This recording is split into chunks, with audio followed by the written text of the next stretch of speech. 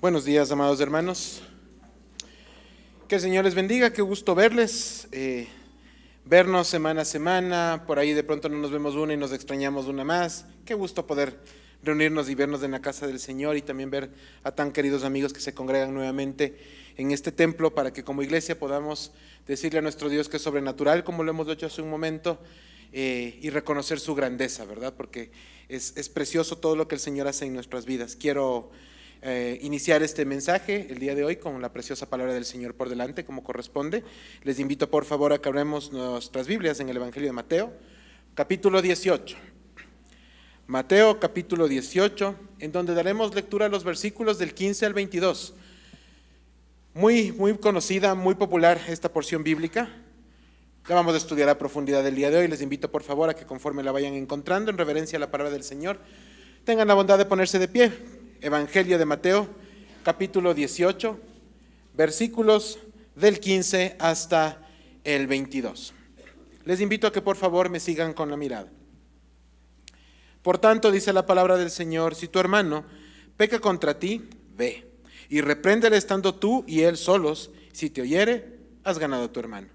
Mas si no te oyere, toma aún contigo a uno o dos, para que en boca de 2 o 3 testigos conste toda palabra. Si no los oyere a ellos, dilo a la iglesia. Y si no oyere a la iglesia, tenle por gentil y publicano. De cierto os digo, que todo lo que atéis en la tierra será atado en el cielo, y todo lo que desatéis en la tierra será desatado en el cielo. Otra vez os digo, que si 2 de vosotros se pusieren de acuerdo en la tierra acerca de cualquier cosa que pidieren, les será hecho por mi Padre que está en los cielos. Porque donde están 2 o 3 congregados en mi nombre, allí estoy yo en medio de ellos. Entonces se les acercó Pedro y le dijo, Señor, ¿cuántas veces perdonaré a mi hermano que peque contra mí? ¿Hasta 7? Jesús le dijo, no te digo hasta 7, sino aún hasta 70 veces 7. Amén. Tomen asiento, por favor. Antes de orar y poner a los pies del Señor este tiempo, quisiera que hagamos una pequeña reflexión a medida de introducción. El día de ayer meditábamos con nuestros hermanos varones que asistieron al desayuno de estudio lo importante que es aprender a conectar la teoría con la práctica. Aprender sobre la palabra de Dios, escudriñarla, profundizarla, está perfecto, es lo que tenemos que hacer. Pero se nos queda una parte de la mesa patoja mientras no logremos conectar esto con la praxis de la vida. Es decir, llevar y poner por obra todo aquello que hemos aprendido. Y es que en la construcción de la comunidad cristiana debemos entender que se exige de nosotros una práctica integral del amor cristiano, aquel que Cristo nos enseñó, nada diferente a eso. La comunión íntima y personal que todo creyente debe tener con Cristo, hermanos, nos lleva inevitablemente a una vida relacional sana con nuestra familia en la fe. Sin embargo, hay ocasiones en las que de una manera sutil y a veces imperceptible nos alejamos de esa comunión y eso nos afecta también en la comunión que debemos tener con Dios. Como lo vimos hace un momento en clase de formación bíblica, hermanos, es imposible hablar del amor de Dios y de la comunidad y comunión con Cristo si no aprendemos a tener una comunión entre nosotros primero. ¿Sí? No podemos hablar de esa forma. Y es vital entender que el amor que Dios profesó por nosotros es el mismo amor que estamos llamados a practicar los unos con los otros. Pero más importante aún, el vivirlo diariamente y dejar que nuestro testimonio hable por nuestra manera de ser o de vivir. En ese sentido, hermanos, quiero recordarles lo que nos dice el Evangelio de Juan, capítulo 13, versículo 35. En esto conocerán todos que sois mis discípulos, si tuviereis amor los unos con los otros. El amor, hermanos, tiene muchas aristas y líneas de acción además, pero sin duda, una de las más importantes y crítica en realidad es la práctica del perdón. Solo quien ama verdaderamente es capaz de vivir y practicar el perdón de una manera real también, ¿sí? Porque no podemos nosotros hablar del amor como un concepto etéreo, un concepto que no puede aterrizar a nada práctico. Por el contrario, yo aprendo a amar y a perdonar y amar prácticamente de la mano. Les invito a que dejemos que sea la palabra de Dios la que ministre en nuestros corazones del día de hoy con respecto a este tema, sobre este vital e importante punto en la vida de la comunidad. Que sea Dios quien añada bendición para que podamos entender y salir a vivir esta preciosa revelación de una manera real. Oremos. Padre de gloria, gracias por darnos la bendición de poder tener este tiempo especial de predicación de tu palabra. Yo te pido por favor que sea retirado cualquier palabra de hombre de este púlpito, Señor, para que sea tu palabra expuesta, para que sea tu verdad revelada, la única que hable en nuestros corazones, y que de esta manera, Señor, empezando por este siervo tuyo inútil, y por cada uno de mis hermanos siguiendo en adelante, seamos todos ministrados por tu palabra en esta mañana. Que tu nombre sea glorificado. En Cristo Jesús. Amén y amén. Ok, entonces, como lo hemos hecho en las semanas anteriores, vamos a poner un poquito de contexto a lo que vamos a aprender el día de hoy. Hoy estamos topando dentro de este macrotema de la construcción de comunidad el asunto del perdón. Y el perdón en este caso está enfocado desde el Evangelio de Mateo. ¿Qué características y peculiaridades tiene el Evangelio de Mateo que no podemos pasar por alto al momento de estudiarlo? Quisiera enfocarme en una principalmente. El Evangelio de Mateo está escrito por un judío, para otros judíos. ¿Sí? De tal manera que su enfoque es mostrar el cumplimiento de la revelación bíblica en la persona de Cristo. Todo lo que se escribió del Mesías se cumplía y se cumple en la persona de Cristo. Mateo se enfoca de esa forma. De hecho, ustedes van a ver que cuando lo estudian y lo leen, Mateo dice muchas veces, como dijo el profeta y escribió tal persona, y esto se va cumpliendo de esta manera. Por eso Mateo configura y construye su evangelio de esta forma. Para el efecto, ¿sí? Mateo utiliza figuras judías que eran fáciles de identificar para su público objetivo. ¿Sí? Ellos iban a entender las costumbres, iban a entender el entorno, iba a ser sencillo para los judíos comprender cuál era el objetivo final del evangelio, ¿sí? Y cómo Cristo cumple con todo y le da cuerpo real a todo lo que estamos viendo. Quisiera referirme en este momento al asunto del perdón desde el punto de vista judío. Y para eso vamos a hablar básicamente de 4 aristas principales. ¿Sí? Esto quizá para muchos de nosotros, incluyéndome, era nuevo, pero quiero compartirlo para que lo entendamos bien. Pilar número 1 del perdón en cuanto a los judíos, el teshuvá. El teshuvá o el arrepentimiento, es decir, reconocer, confesar y reparar, si es que es necesario, la consecuencia de mi pecado. ¿Sí? Esto suena bastante lógico para nosotros porque todos hemos estudiado el perdón en algún momento, ¿sí? Pero quiero aterrizarlo porque los judíos también lo tenían claro en este pilar número 1. Pilar número 2, la prioridad de pedir perdón al prójimo y luego a Dios en ese orden. Recuerdan ustedes que el mismo Mateo en el capítulo 5, versículos 23 y 24 nos dice, y si tienes una ofrenda, primero ve, ponte a cuentas con tu hermano y luego regresa para poner ofrenda delante del altar, ¿se acuerdan? ¿Sí? Básicamente esto lo enseña Mateo porque era una costumbre también dentro del pueblo judío el que primero nos pongamos de acuerdo entre nosotros y luego vayamos a presentar la ofrenda delante de Dios. ¿Sí? Pilar número 3, la regla de las 3 veces. ¿Cuál es esa regla? Si alguien peca contra ti en tres ocasiones, perdónale, pero en la cuarta ya no, porque entendían los judíos que si una persona peca cuarta, quinta, sexta o n después, ya no había un arrepentimiento genuino, entonces ya no había que perdonarle. Fíjense que estoy hablando de lo que los judíos creían, no les digo que esto sea así, pero hay que entenderlo como los judíos lo veían en ese momento, ¿sí? Y vamos a referirnos de manera puntual a esta parte cuando estudiemos del versículo 21 de la porción 18 que estamos, del capítulo 18 que estamos viendo ahora, así que póngale un asterisco y lo vemos un poquito más adelante. Pilar número 4, la reciprocidad, es decir, perdonar para ser perdonado.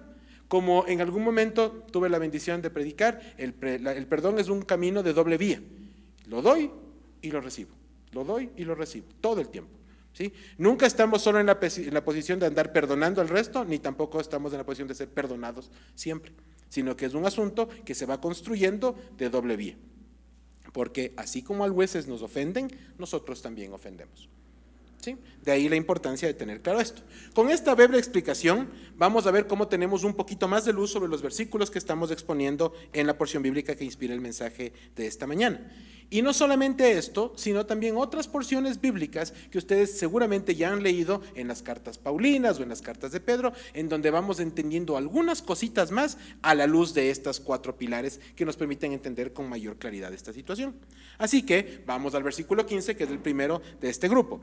Por tanto, si tu hermano peca contra ti, ve y repréndele estando tú y él solos. Si te oyere, has ganado a tu hermano. ¿Sí? La versión Nueva Traducción Viviente, ¿sí?, dice: si tu hermano peca, ve y repréndelo a solas. Si te escucha, has ganado a tu hermano. Esto igual que la NBLA, que es la Nueva Biblia de las Américas. Si ustedes se fijan, estas dos traducciones omiten una partecita de este versículo. El que peca contra ti, dice la Reina Valera 60, ¿verdad? La NBI dice algo parecido, pero estas otras dos versiones quitan la parte del contra ti. Esto algunas personas lo toman como una contradicción bíblica, porque dicen: no, pues ya, si no está peca contra ti, hay una contradicción, porque ¿contra quién peca? Vamos en orden, ¿verdad? Cuando hablamos de pecado, cuando hablamos de ofender a alguien, ¿sí?, primer lugar, peco contra Dios, ¿sí? Ofendo a Dios. Es el primero en la lista de los ofendidos cuando yo falto a alguien. Número 2, ese alguien, ¿verdad?, esa otra persona, ese prójimo que se vio afectado por lo que yo hice o dejé de hacer. Y número 3, yo mismo. ¿Sí? Por lo tanto, tengo una lista de damnificados en medio de mi proceder que ocasiona que las personas terminen dañadas o golpeadas. Así que nosotros no podemos entender si alguien peca. No, cuando yo peco, necesariamente peco contra alguien.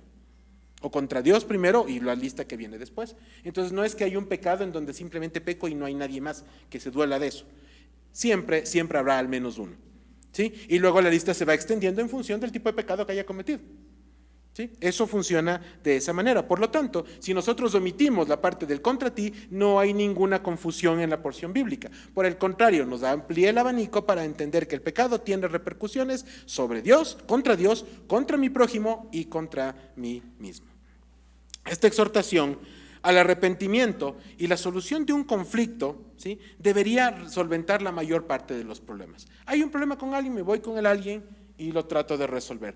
Yo estaba pensando en un porcentaje, no sé, pero el mayor porcentaje de problemas debería resolverte en esta instancia, ¿sí? Sobre todo si es que estamos hablando de hijos de Dios, en donde los creyentes que somos nosotros, que tenemos a Cristo como nuestro norte y nuestro ejemplo, no podemos hacer algo diferente a lo que nuestro Señor y nuestro norte y nuestro ejemplo hizo. ¿Qué hizo Jesús? Nos amó y nos perdonó. Por lo tanto, si yo he aceptado su señorío y todos estamos en ese mismo sentir, el perdonarnos los unos a los otros, no debería ser tan complicado, ¿sí? ¿Por qué? Porque el amor debe ser la impronta de todo creyente. La carta a los Colosenses, capítulo 3, versículos 12 y 13 dice: vestíos pues como escogidos de Dios, santos y amados, de entrañable misericordia, de benignidad, de humildad, de mansedumbre, de paciencia, soportándoos unos a otros y perdonándoos unos a otros si alguno tuviere queja contra otro. De la manera que Cristo os perdonó, así también hacedlo vosotros.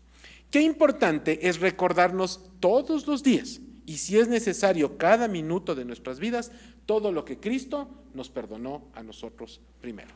Cuando yo tengo en mi mente claramente definido y recordado que Cristo me perdonó primero todas las que le hice, yo no tengo derecho a decir que no le puedo perdonar a alguien.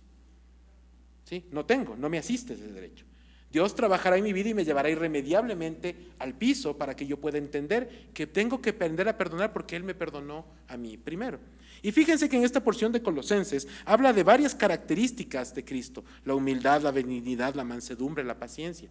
La mansedumbre me impactó y me dio muy duro en el corazón.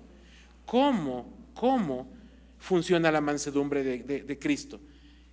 Como les dije hace unas 2 o 3 semanas, recordémoslo, la mansedumbre habla de tratar a los demás como no se merecen ser tratados, que es lo mismo que Cristo hizo con nosotros. Perdón, mansedumbre, la humillación humana. Y déjeme decirle, hermano, hermana, que al escuchar y al profundizar en estas porciones, me he sentido miserable y me he sentido inútil, porque veo la cantidad de veces que yo mismo he pensado que el perdón es solamente para los demás y que no necesariamente lo es para mí. ¿Cuántas veces he pensado yo equivocadamente que yo puedo limitar el alcance del perdón de Dios en mi vida? ¿Sí? Entonces vienen frases como las del mundo: perdono pero no olvido, o cosas de ese estilo que son falsas y que van contra la revelación bíblica.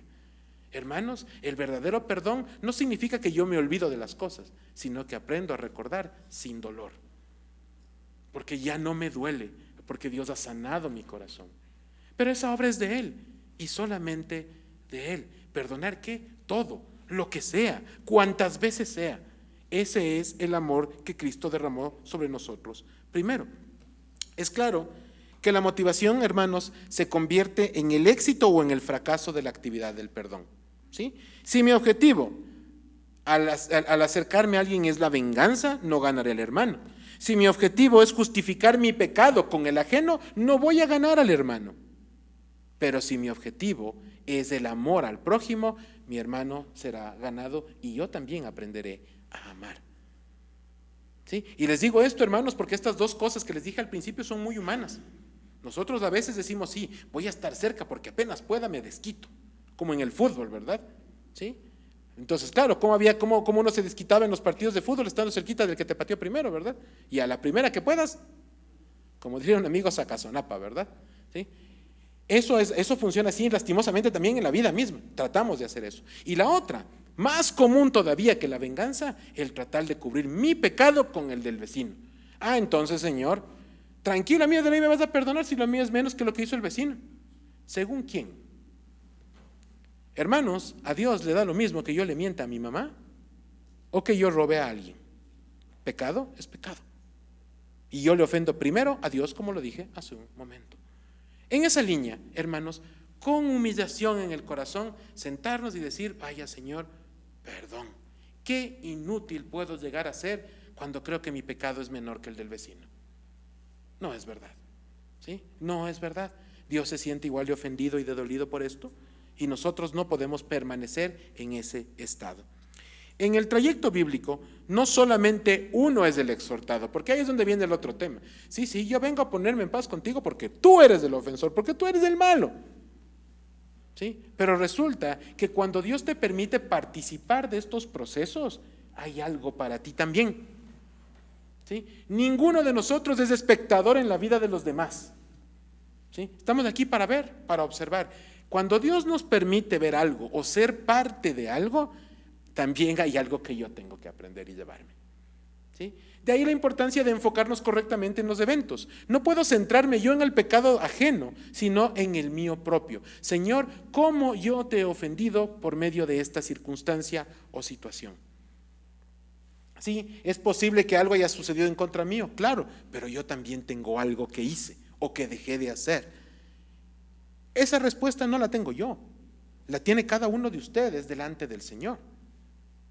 Y ahí aprender. Cuando yo aprendo en humildad a reconocer que peco permanentemente, me arrepiento permanentemente y una y otra vez puedo llegar a los pies del trono de la gracia del que nos habla la carta a los Hebreos.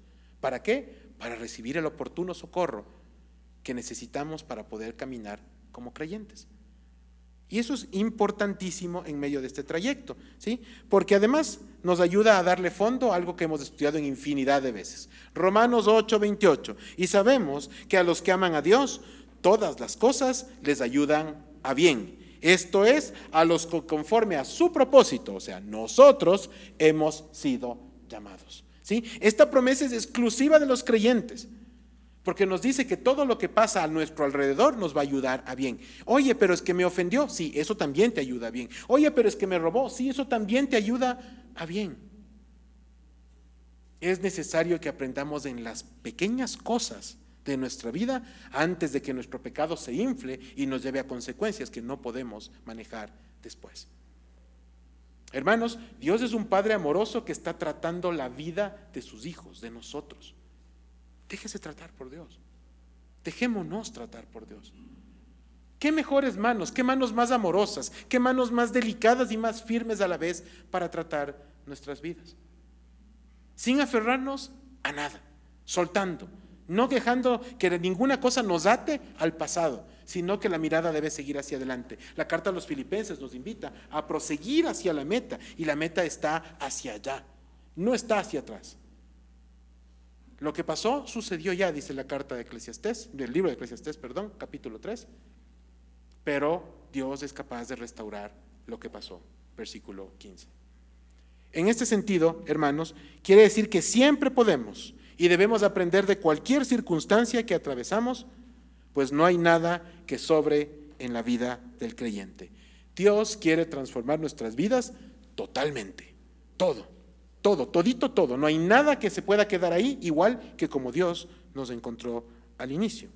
La palabra de Dios reconoce, sin embargo, que aun cuando estas circunstancias difíciles deberían solucionarse en el uno al uno en la mayoría de veces, no siempre pasa.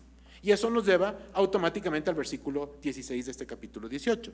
Mas si no te oyere, refiriéndose al hermano, toma aún contigo a uno o dos, para que en boca de 2 o 3 testigos conste toda palabra.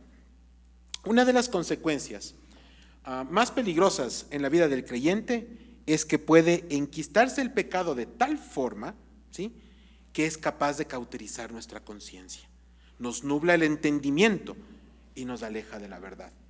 En algún momento llegamos a creer que el pecado es tolerable, soportable y justificable. ¿Sí? Entonces, yo le pegué porque él me pegó primero. Yo veo esto con mis hijos pequeños con más frecuencia de la que quisiera. Diferencia de 2 años, 2 meses entre los dos. Entonces, como ustedes comprenderán, a esta edad, 12 y 10 años, ya de vez en cuando golpes van y golpes vienen, ¿verdad? ¿Sí? Y entonces, claro, cuando mi esposo y yo nos acercamos a exhortar sobre esa actitud, la respuesta del uno es que el otro me pegó primero. Amigos míos, déjenme decirles que 2 errores no hacen un acierto. No, por el contrario, y como les decimos a ellos, si tu hermano pecó contra ti, literalmente, cuando tú le vuelves a pegar, tú has pecado contra él. Mismo nivel. Mismo nivel. El tema, hermanos, es que parece que eso es un ejemplo lejano de los niños, pero aquí entre ustedes y yo, ¿no nos pasa a veces eso entre los adultos? Estamos igual, ¿verdad? A la primera que me doy veo cómo recibir, la siguiente veo cómo doy, ¿verdad? Por ahí viene el cuento. ¿Cuántas veces nuestro corazón humano nos delata y nos lleva a la ley del desquite, ¿verdad? La del talión, ojo por ojo, diente por diente, par de cojos y par de chimuelos, par de ciegos, par de todo, ¿verdad? ¿Qué resolvimos con eso? Nada. Absolutamente nada. Por el contrario, ofendo doblemente a Dios. ¿Sí? Esa es la circunstancia que tenemos que enfrentar. En este caso, hermanos, cuando hemos llegado a esta segunda línea en donde necesitamos un testigo, el principio de tener esos testigos, cuando sea oportuno, es que puedan apoyar a los involucrados a resolver esta situación. ¿Sí? Por ende, hemos de pensar siempre en personas que sean adecuadas e idóneas para poder acompañarnos. ¿Sí? Dios es quien obra en ablandar los corazones y los pensamientos de las personas. Es Él quien nos lleva al genuino arrepentimiento. Como dice el libro de los Proverbios, capítulo 18, versículo 17, justo parece el primero que aboga por su causa. Claro, yo soy una maravilla, pues, ¿verdad? Yo me creo a mí mismo muy justo. Soy incapaz de ver mis propias costuras. Pero dice después del libro de los Proverbios, viene su adversario, no refiriéndose al enemigo, sino a otra persona, y le descubre. Oye, no has sido tan santo como creías. Cuando tenemos a un testigo sabio y prudente a nuestro alrededor, su rol es ayudarnos a entender cuál es nuestra condición, para que yo abandone esa falta posición de justicia que creo que tengo y que en realidad no me adorna. Hermanos, ninguno de nosotros es justo en sí mismo. Ninguno. Y es importante que nosotros tengamos claro esa condición para poder arrepentirnos. Cuando cualquier creyente empieza a creer que es más justo que el de al lado, automáticamente ya pecó.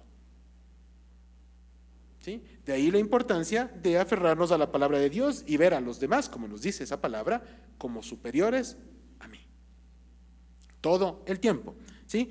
Sabemos, hermanos, que la verdad es difícil de administrar, que la palabra de Dios muchas veces puede ser muy punzante, pero esta tarea de resolver conflictos entre la comunidad es de vital importancia. Por eso el Señor Jesucristo establece un procedimiento para poder seguir. No lo hace en todos los casos, no en todas las circunstancias, pero en este punto en particular le dedica líneas, tiempo y reflexión. Y entonces, hermanos, estos testigos nos ayudan, pero si aún así soy tan testarudo, que puede pasarme a mí o a cualquiera, que no entiendo esto, versículo 17. Si no los oyere a ellos, es decir, al hermano, hermanos y a los testigos, dilo a la iglesia. Y si no oyere a la iglesia, tenle por gentil y publicano. Voy a dividir este versículo en 2 partes. La primera, el hablar de la iglesia. Esto nos puede llevar a una interpretación inadecuada, porque no se trata de exponer públicamente a nadie, ¿no? Si les vean, les voy a traer aquí este hermano y esta hermana, han sido incapaces de hacer porque él es ladrón y él es mentiroso. ¿Vieron todos? Nadie, ok, se fueron. Eso no es lo que la palabra de Dios está enseñando. La palabra de Dios, cuando habla de la iglesia en este sentido literal, está hablando de llevarle con las autoridades de la iglesia, con los siervos que son responsables de la iglesia, para que estos siervos con mayor sabiduría, con mayor madurez, puedan tratar de ayudar a conciliar esta situación que eventualmente pasó entre los hermanos. ¿Sí? A eso se refiere. De ninguna manera vamos a exponer públicamente jamás a nadie, porque no tenemos ninguna autoridad para hacerlo. Si yo me paro acá a señalarle a alguien, automáticamente me señalo a mí primero, porque no somos distintos entre nosotros. Todos tenemos el mismo nivel de pecado, todos ofendemos a Dios.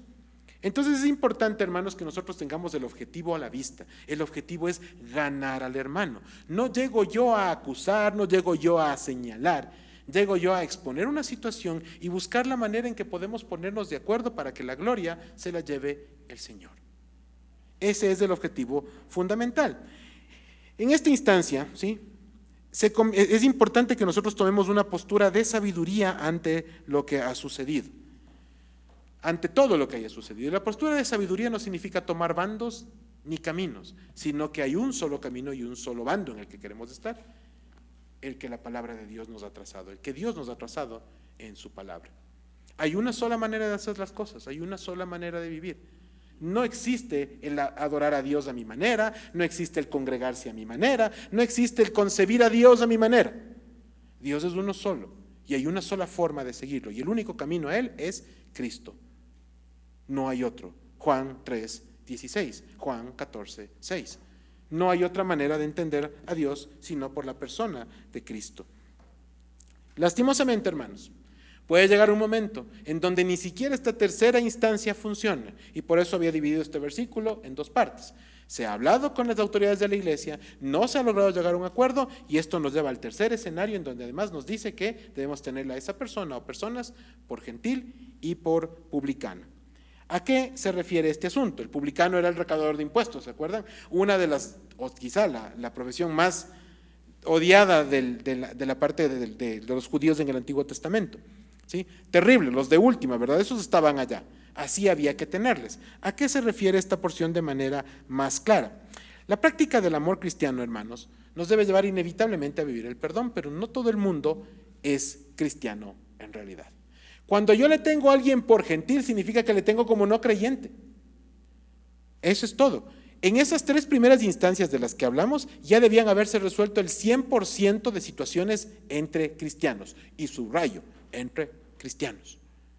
Porque el momento en que una de las dos partes no cede, no está demostrando ser un verdadero creyente. Y esto es fuerte y es doloroso porque pega directamente en el orgullo de cada uno de nosotros. Pero ¿cómo? Si yo soy bautizado, si yo asisto a la iglesia, si estoy sirviendo, si hago y deshago. Todo bien, pero el amor de Dios y el cristianismo es integral. Yo no puedo vivir solamente la parte del cristianismo que me conviene o la que mejor se me da. Debo aprender a vivir el cristianismo completo. Y eso significa que tengo que ceder posiciones para perdonar auténticamente a mis hermanos. No hay otra forma de hacer las cosas. Porque es muy sencillo hablar de que cumplimos con la ley en lo que se nos hace fácil. ¿Sí? Yo me acuerdo que en algún momento me decía alguien, no, pues que para mí es facilísimo, yo no soy borracho, yo no soy mujeriego, yo no sé qué. Pero a la persona en cambio le encantaba mentir y robar. Porque es facilito señalar al resto con lo que hacen y no fijarse en las debilidades que uno mismo tiene. Ese es el tema. Y cuando se trata del perdón hacemos lo mismo. Creemos que con lo que estamos haciendo ya nos basta, pero en este punto neurálgico no dejamos que Dios ponga su dedo en nuestra llaga.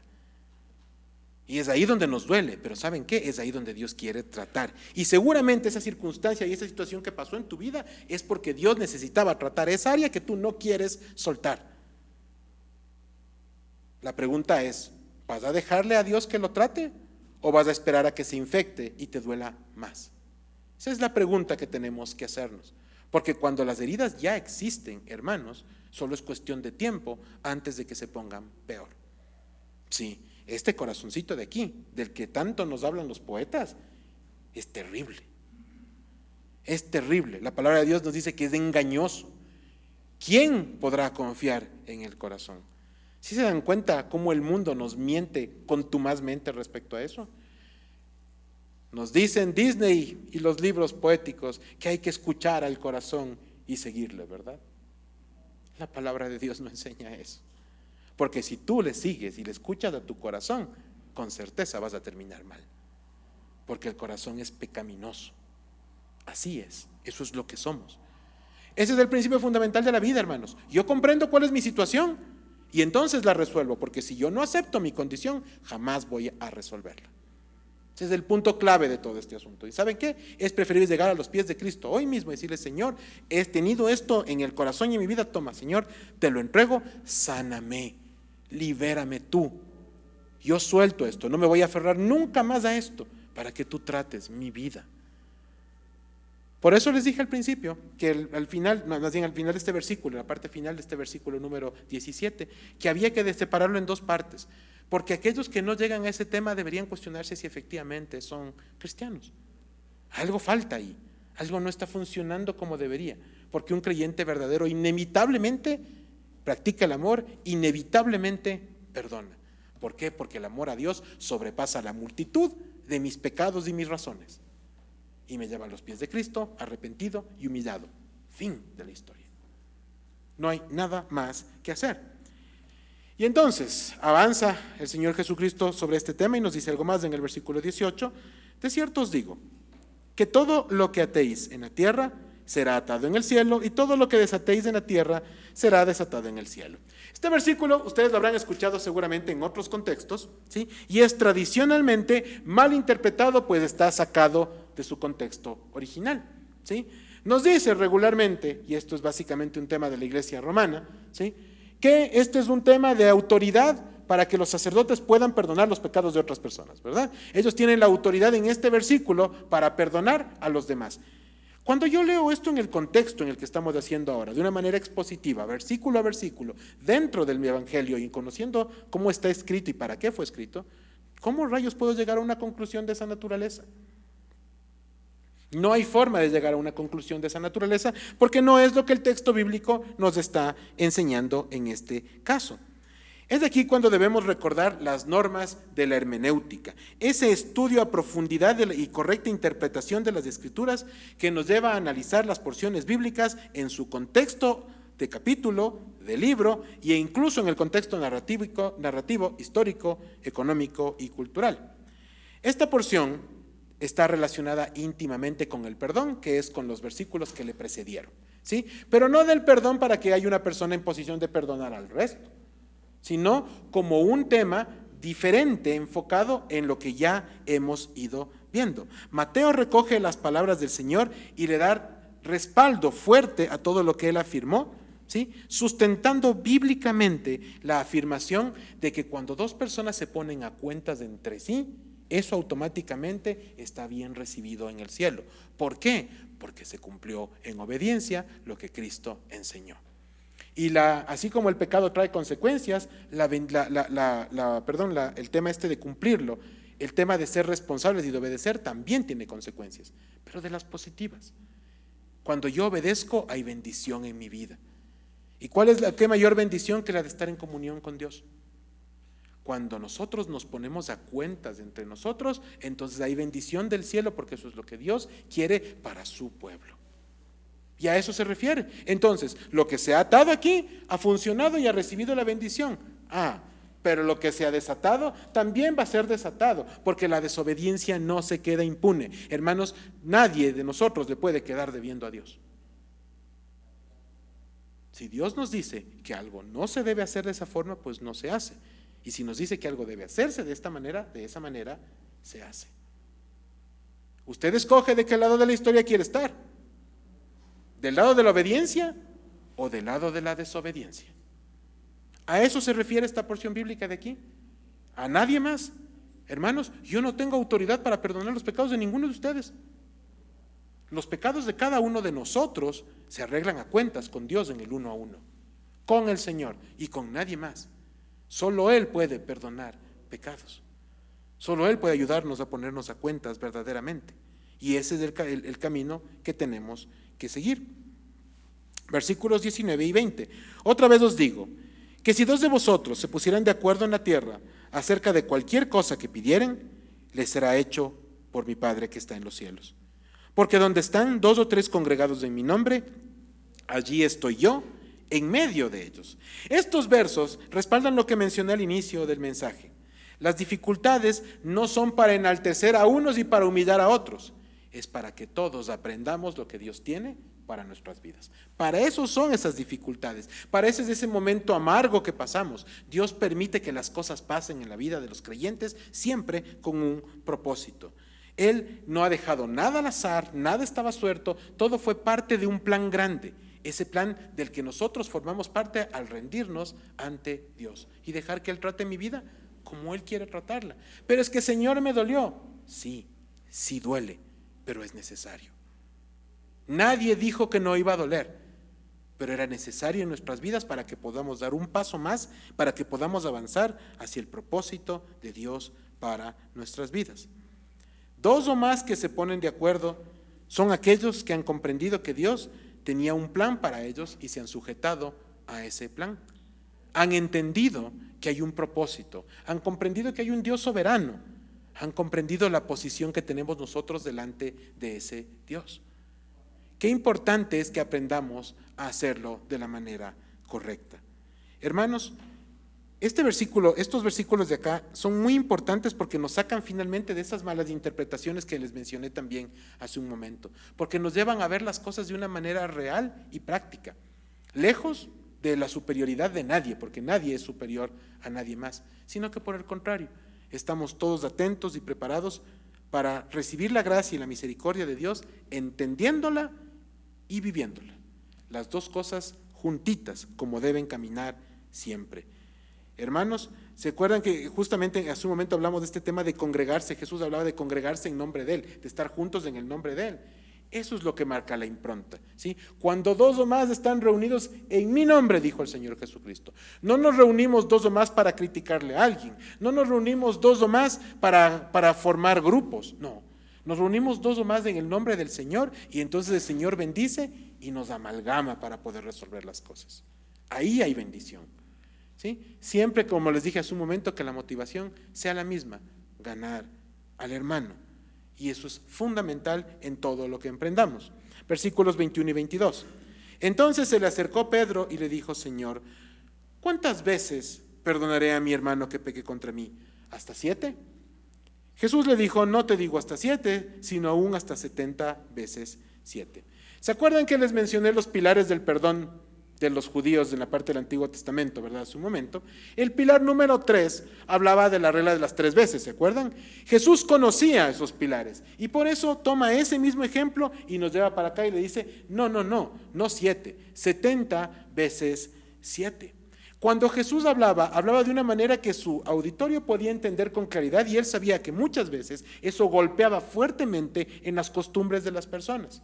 De ahí que cuando tenemos con temor y temblor el privilegio de exponer la palabra de Dios, tenemos que aprender que en ocasiones lo que expongamos de la palabra va a golpear a muchos, ojalá a todos.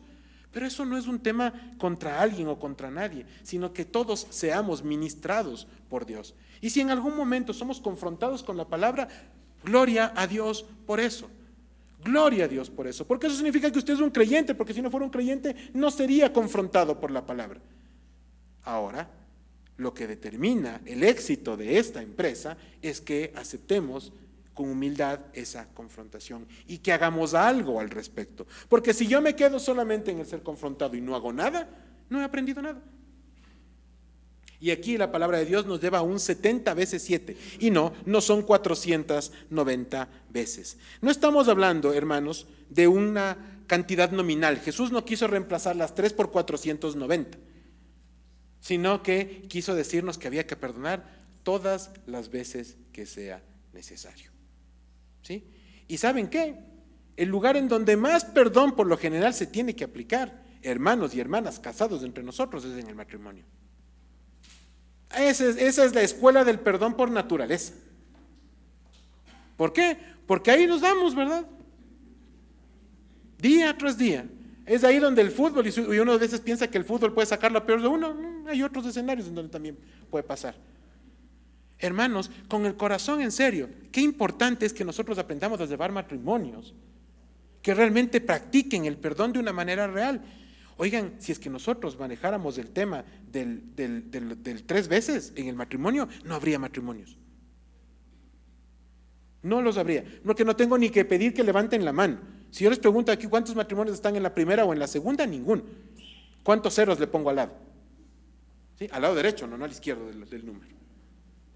Porque son un montón, porque pasa todos los días, porque es normal. Hermanos, eso no es el problema. El problema no es que haya ofensa, sino que no sepamos perdonar y resolver. Ese es el problema.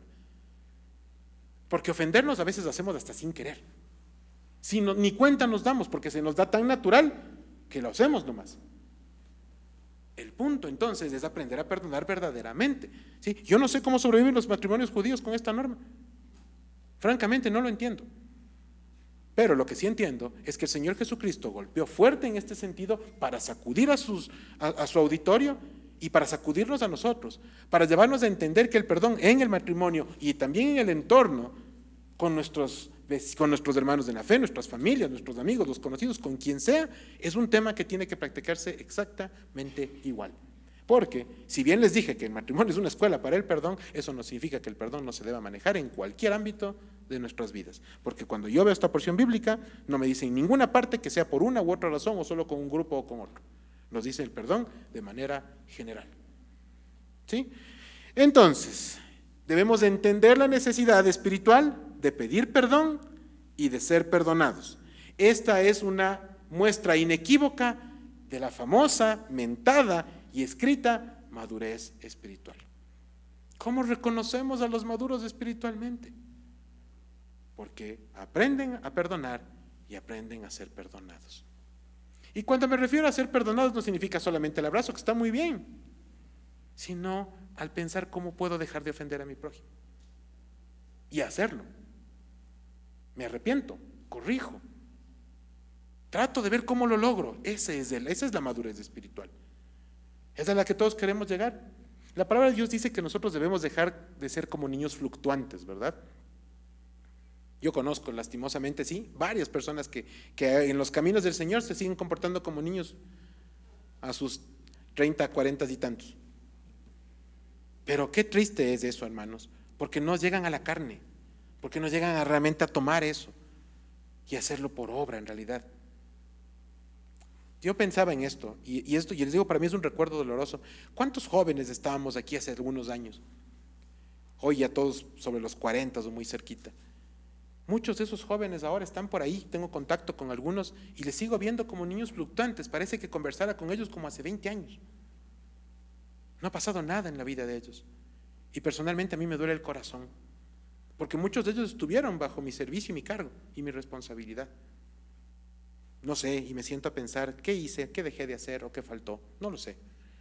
Pero no dejo de orar por ellos y les invito a que usted ore, porque seguramente usted también conoce gente con la que eventualmente dio sus primeros pasos en la fe hace muchos años y que hoy sí usted sigue avanzando y ellos siguen ahí en nada.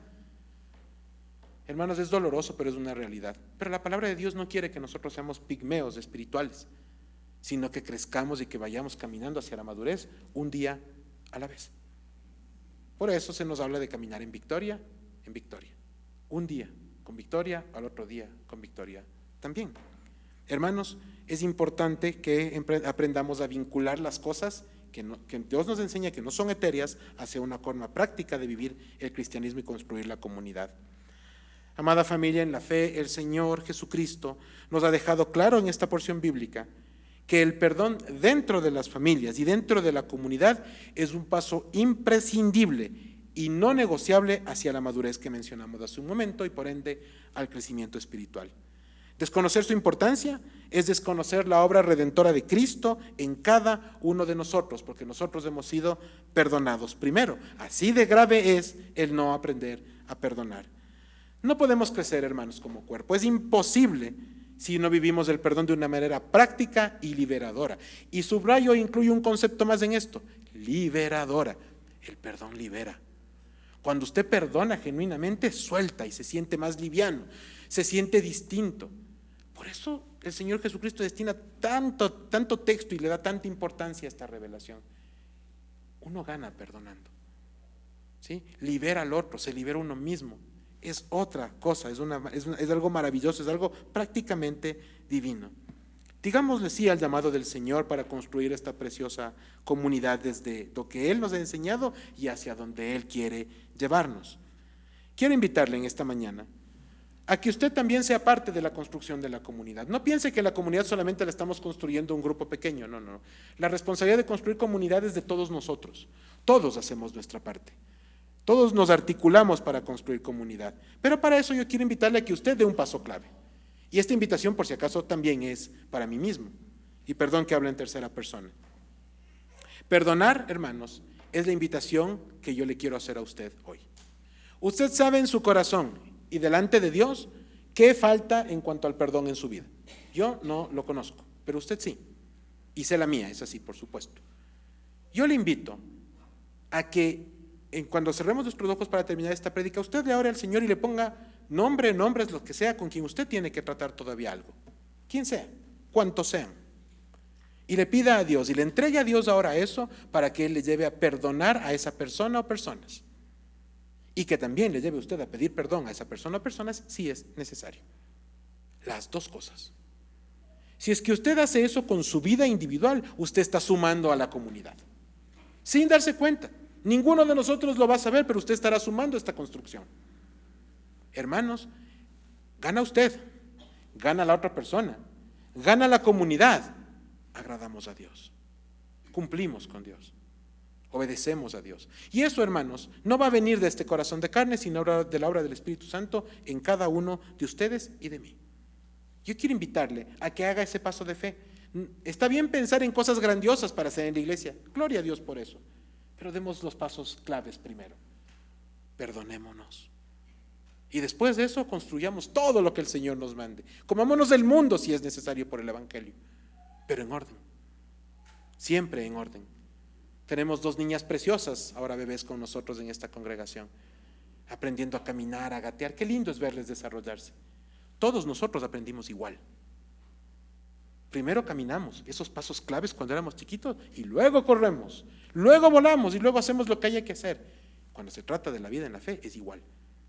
Y el perdón es tan básico como los primeros pasos de los pequeños, los que alguna vez dimos para hoy ser adultos, que hacemos otras cosas más.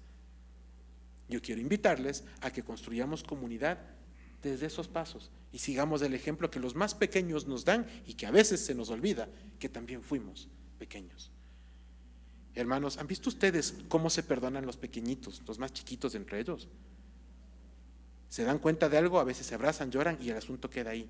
Ese es el ejemplo que nos dan los más pequeños a nosotros que habiendo crecido nos olvidamos de lo básico. Hermanos, Cristo nos perdonó primero y nos enseñó que al que más se le dio, más se le va a demandar. Y como a mí me perdonó un montón, yo tengo mucho por perdonar. Ese debe ser el criterio que debemos manejar cada uno de nosotros para llegar a los pies de Cristo de una manera que le honre y que le glorifique. Y oro porque cada uno de ustedes y yo mismo en realidad podamos vivir las mieles del perdón y honrar así a nuestro Señor Jesucristo cada día con nuestras vidas. Amén. Oremos.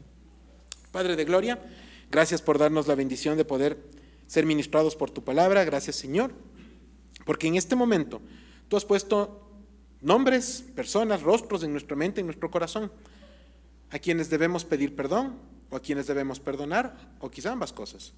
Señor, yo te pido por favor que nos lleves de esa forma, con esta conciencia que tenemos en este momento de nuestra condición, hacia la práctica. Y que lo hagamos, que hagamos lo que tengamos que hacer para que esta comunidad se fortalezca y crezca sólida y unánime. Así como lo hicieron tus apóstoles en el primer siglo, al fundar la iglesia que tú les encomendaste, Señor, así también nosotros ahora, con la responsabilidad de mantenerla y de continuar hacia adelante siguiendo todas las instrucciones que tú nos has dado. Porque tú nos perdonaste primero, porque tú nos diste ejemplo, Señor, así debemos proceder nosotros también. Ayúdanos a vivir el Evangelio de una manera práctica.